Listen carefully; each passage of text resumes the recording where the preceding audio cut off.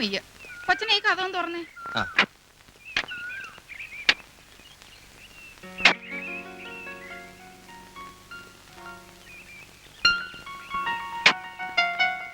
ആരുടെ ഈ കൊട്ടാരം? ഇതാ എന്റെ വീട്. ഈശോയെ, വീടോ? എടാ ജോസേ, തൊമ്മ, ഇത് അങ്കിളിന്റെ വീടാണെന്ന്. എന്റെ പുണ്യാളാ. അറിയാമേ, നീ ഇങ്ങനെ പന്തം കണ്ട പെരിച്ചാഴിയെ പോലെ മിഴിച്ചു നിൽക്കാണ്ട് ഈ പിള്ളേരെ വിളിച്ചോണ്ട് അകത്തോട്ട് കയറി.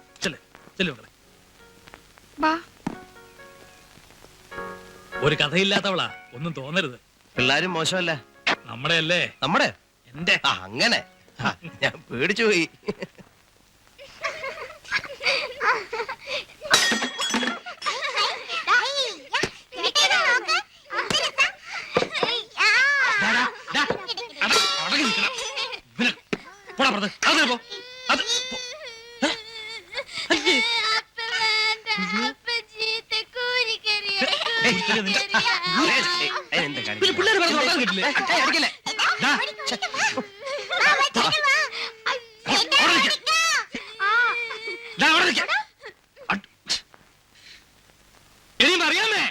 കർത്താവേ, ഇത് അടിക്ക് പിടിച്ചല്ലോ.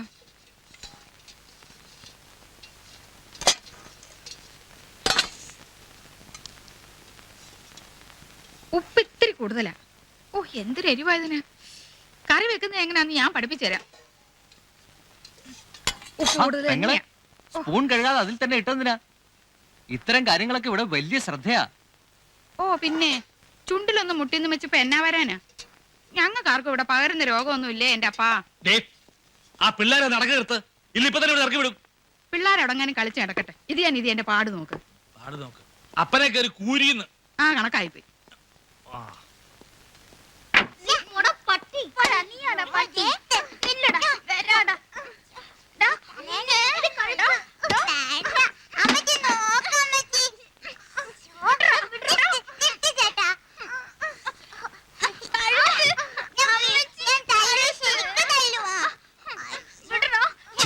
ഇങ്ങോട്ട് വാങ്ങിക്കടാ. എന്ത് വേണം?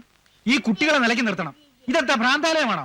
ദേ, എന്റെ കുഞ്ഞുങ്ങളെ പ്രാന്തന്മാരെന്ന് വിളിച്ചാലുണ്ടല്ലോ എന്റെ സ്വഭാവം മാറും കേട്ടോ. നിങ്ങൾ കളിച്ചോ പിള്ളേരെ. രാജ, അന്നേ ഞാൻ പറഞ്ഞതാ, സംസ്കാരം ഇല്ലാത്ത നിങ്ങളെ ഒന്നും വീട്ടിൽ വിളിച്ച് കയറ്റരുതെന്ന്. രാജ, എന്താടാ ഇതൊക്കെ? ചന്തയാണോ? ഇതൊക്കെ ഒന്ന് ക്ലീൻ ചെയ്യടാ. ശരി സാർ. ആരാ രാജ ഇത്? പിള്ള സാറ്, മാനേജരാ. ആ, അത്രേ ഉള്ളൂ. പോവാൻ പറ.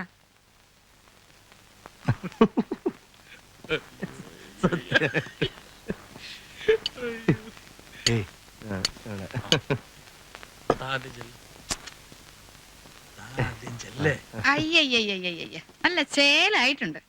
കുടിച്ചു കൂത്താടിയാണല്ലോ വരുന്നത്. നിങ്ങളോ നശിച്ചു. ഇനി ഈ കൊച്ചനെയും കൂടെ ചീത്തയാക്കണോ? അയ്യോ, ഇക്കാര്യത്തിൽ ഇവനാ എന്റെ ഗുരു. ആ മാനേരെ കൂടെ വിളിക്കട്ടെ. വിളിച്ചിപ്പോ വരും. എന്തോ വിളിച്ചിട്ടുണ്ട്, ഇപ്പൊ വരും. പിള്ളേര് കഴിക്കേ.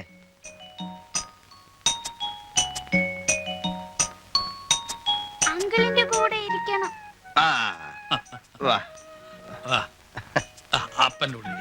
വേണ്ട, അങ്കിളിന്റെ കൂടെ ഒന്നും കഴിക്കാൻ സമ്മതിക്കത്തില്ല.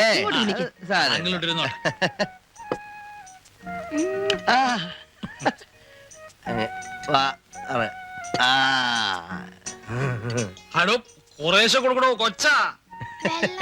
വെള്ളം തരാം.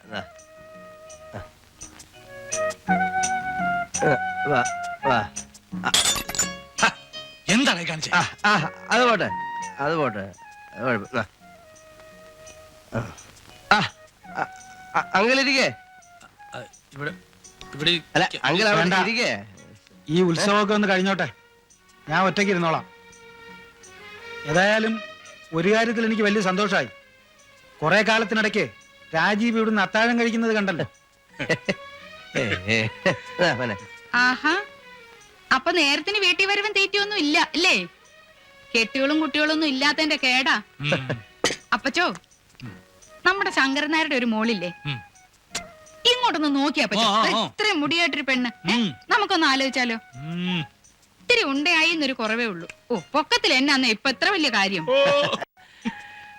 അതെ, അത് ഞാൻ സമയമാകുമ്പോ മറിയാമ്മയോട് പറഞ്ഞോളാം.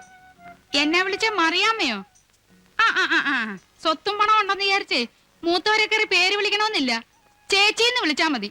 അല്ല പിന്നെ ഒരു കഥ പറയങ്കിൾ, ഒരു കഥ പറയങ്കിൾ. ആ കഥയൊക്കെ നാളെ പറയാം. അങ്കിൾ അങ്കിൾ ഒരു കഥയൊക്കെ കഥ നാളെ പറയങ്കിൾ. പറയാം. നാളെ ഒറ്റ കഥ പറ, ഇല്ലെങ്കിൽ ഒന്നും സമ്മതിക്കില്ല.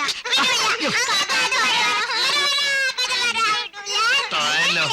പറയാം പറയാം പറയാം പറയാം പറയാം. ഒരിടത്ത് ഒരു രാജാവുണ്ടായിരുന്നു.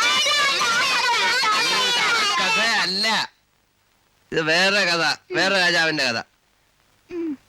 ഒരിടത്ത് വേറൊരു രാജാവുണ്ടായിരുന്നു. ഒരു ഉറക്കം തൂങ്ങി രാജാവ്. ആ രാജാവ് എപ്പോഴും ഉറക്കുക. കട്ടില് കണ്ട ഇങ്ങനെ കിടന്ന് അങ്ങ് ഉറങ്ങും അയാള്. എന്നിട്ട് അത്രേ ഉള്ളൂ.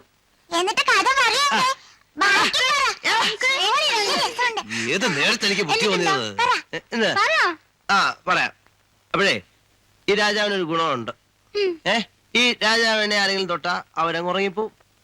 ഇപ്പൊ മന്ത്രി എന്ന് തൊട്ടാ മന്ത്രി ഉറങ്ങും, റാണി എന്ന് തൊട്ടാ റാണി ഉറങ്ങും, രാജകുമാരി എന്ന് തൊട്ടാ രാജകുമാരി ഉറങ്ങും. ഇപ്പൊ ഞാൻ രാജാവ്, എന്നെ തൊട്ടെ ആടാ ഉറങ്ങിയാണ്ടോ.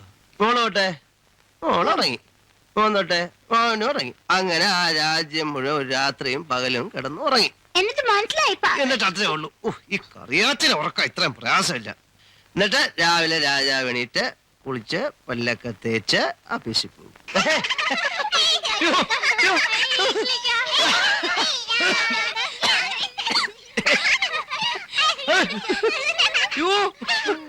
മതിയടാ, അങ്കിളിന് ശ്വാസം മുട്ടുന്നു. പാവം. അങ്കിളിന് ശ്വാസം മുട്ടിയോ? ആ കളിച്ചത് മതി. വേഗം പോയി കുളിച്ച് കുപ്പായൊക്കെ മാറ്. പോകണ്ടേ നമുക്ക്? എങ്ങോട്ട്? ഞങ്ങളുടെ വീട്ടിലേക്ക്. തൊമ്മ, അങ്കിളിനെ നമുക്ക് കൊണ്ടുപോയില്ലേ? അമ്മച്ചി, നമുക്ക് 2-3 ദിവസം കൂടെ കഴിഞ്ഞിട്ട് പോയാ മതി. അയ്യരി, ഒരു കുടുംബം അടച്ചിട്ടേച്ചും പോന്നിട്ട് ആഴ്ച ഒന്ന് കഴിഞ്ഞു. ഉള്ള പച്ചമുളകും കണ്ടിച്ചേമ്പോ കണ്ടോര് കട്ടോണ്ട് പോയിട്ടുണ്ടാവും. വാ വേഗം വന്ന് കുളിച്ച് യാത്രയാവ്.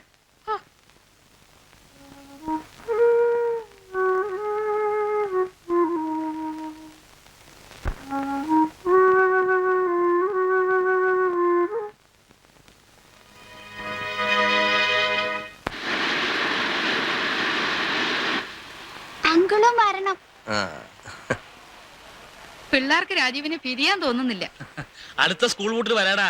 വെറുതെ വേണ്ടാത്ത വാഗ്ദാനങ്ങളൊന്നും കൊടുക്കണ്ട. അടുത്ത സ്കൂൾ വീട്ടിനെ ഇയാള് വേറെ വല്ലയിടത്തായിരിക്കും ജോലി ചെയ്യുന്നത്. അതിപ്പോ എവിടെയായാലും വരാലോ. കേറങ്ങോട്ട്. താനൊന്ന് മടങ്ങും. ഞാൻ നാളെ അല്ലെങ്കിൽ മറ്റന്നാൾ. എടാ രാജീവ, ഞങ്ങളുടെ വീട്ടിലേക്ക് മരണം കേട്ടോ. അപ്പൊ നല്ലാട്ടെ.